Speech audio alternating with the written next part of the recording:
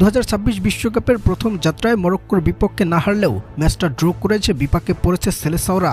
সেটা এবার দুশ্চিন্তা বাড়িয়েছে ব্রাজিলের রাউন্ড অফ 32 অর্থাৎ নকআউট পর্বে যাওয়ার। সেই সাথে তাদের সমীকরণটা এখন এমন হয়েছে যেন বাকি থাকা সব ম্যাচগুলোর সবে জয় নিশ্চিত করতেই হবে। দর্শক, বিশ্বকাপের গ্রুপ সি থেকে ব্রাজিল মুখোমুখি হয়েছে মরক্কোর বিপক্ষে, আর হাইতি মাঠে নেমেছিল স্কটল্যান্ডের বিপক্ষে। আর এই দুই ম্যাচ শেষে ওলটপালট হয়ে গেছে ফিফার পয়েন্ট টেবিল, যেখানে স্কটল্যান্ড জয় পেয়েছে হাইতির বিপক্ষে। তাদের পয়েন্ট এখন 10। তারা সি গ্রুপে তালিকার সবার উপরের অবস্থানটা দখলে নিয়েছে। অন্যদিকে এই গ্রুপে বাকি থাকা দুই দল মরক্কো আর ব্রাজিলের লড়াইটা হয়েছে এক গোলের সমতা নিয়ে।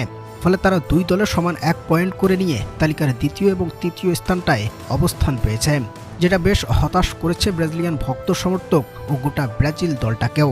যদিও ম্যাচে একাধিক গোলের সুযোগ পেয়েছে, যেটা মিস করতে দেখা গেছে রাফিনহা দিয়াসকে।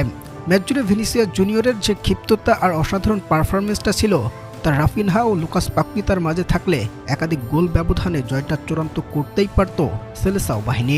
তবে তাদের ব্যর্থ পারফরমেন্স আর ব্যর্থ সব ট্যাকটিকে ম্যাচটা ড্র করলেও ম্যাচ সেরার পুরস্কারটা বুঝে নিয়েছেন ভিনিসিয়াস জুনিয়র, যেখানে 2026 বিশ্বকাপে 12 গ্রুপ থেকে 24 দল সরাসরি চলে যাবে রাউন্ড অফ 32-তে।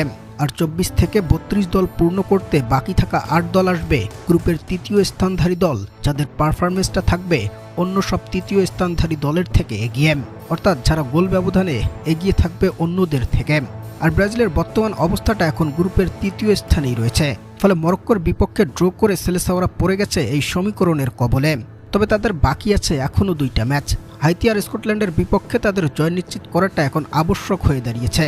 যদি সেখানে তারা ব্যর্থ হয়, তবে গোল ব্যবধানে থাকতে হবে অন্য সব তৃতীয় স্থানধারী দলের থেকে এগিয়ে। তবেই নকআউট পর্ব নিশ্চিত হবে ব্রাজিলের। দর্শক, 5বারের বিশ্ব চ্যাম্পিয়ন ব্রাজিল কি পারবে রাউন্ড অফ 32-এ যেতে? জানাবেন কমেন্টে।